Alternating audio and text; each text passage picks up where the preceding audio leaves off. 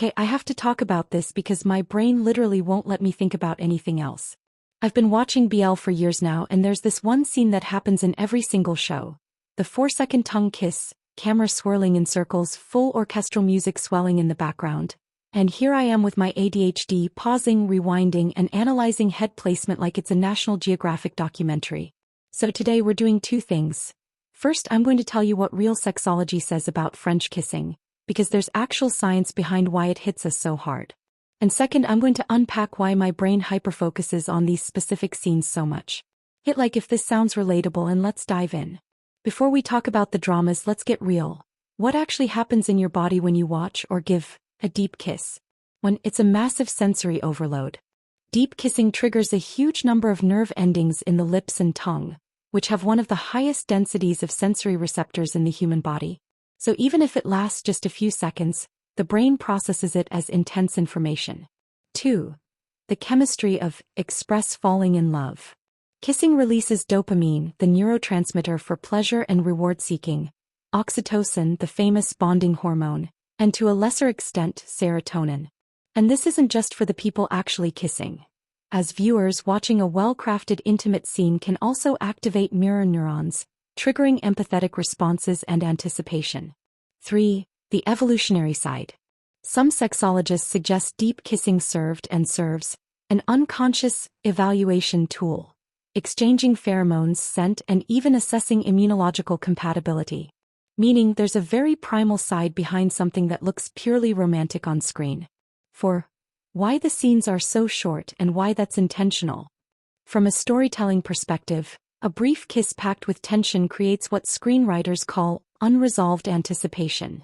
Your brain is left wanting more, which keeps you hooked. It's not an accident.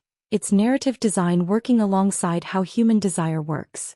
Now, in BL dramas, there's an extra layer to this because censorship, formatting, or production guidelines often restrict how long or explicit these scenes can be. And that's where the part that blows my mind comes in. Here comes the random but very real part. Having ADHD makes my relationship with these scenes a bit unique, and I want to break down why. Hyperfocus engaged. When a scene grabs me, I don't just watch it once. I watch it, rewind it, find the GIF, read the comment section, and hunt down actor interviews where they talk about filming it. It's pure hyperfocus. My attention span, which usually bounces everywhere, gets completely locked in. Sensitivity to micro details. I spot things other people might miss. The camera angle, a sudden shift in breathing, an actor swallowing right before an extra beat of hesitation. It's not that I'm more perceptive. It's just that my brain processes stimuli differently and sometimes anchors itself onto hyperspecific details. The instant reward. ADHD is closely tied to a dopamine system that constantly seeks stimulation and fast rewards. A scene loaded with tension, music, sudden silence, and then that boom of the kiss is basically a concentrated hit of stimulation. It makes total sense why it's so addicting. The contrast with real life. Sometimes I analyze fiction so deeply because it provides a safe space to process intimacy, desire, and connection without the sensory overload that real-life situations can bring. I'm not saying it's therapy, but it is a playground where I can observe without being put on the spot, which can sometimes be overwhelming. And this connects straight back to sexology. Consuming romantic or erotic fiction is actively studied because it allows for the safe exploration of desire without needing direct action. A question I get asked a lot. Why does the BL genre specifically make these scenes hit so hard? The tension is built very slowly, episode after episode, which is gold for a brain seeking anticipation. A lot of productions rely heavily on eye contact, silence, and minimal physical contact before reaching the kiss, what sexology calls narrative foreplay. Everything leading up to the contact generates arousal too.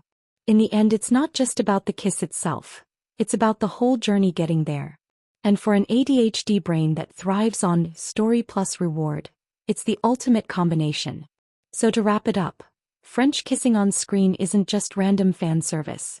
It's rooted in real science regarding desire, brain chemistry, and storytelling. And if you also find yourself analyzing every frame with a magnifying glass like I do, welcome to the Hyperfocus Club. Let me know in the comments, which kiss scene made you pause the episode the most? And if you enjoyed this mix of science and random deep dives, give this video a like and I'll definitely do a part 2. See you in the next video.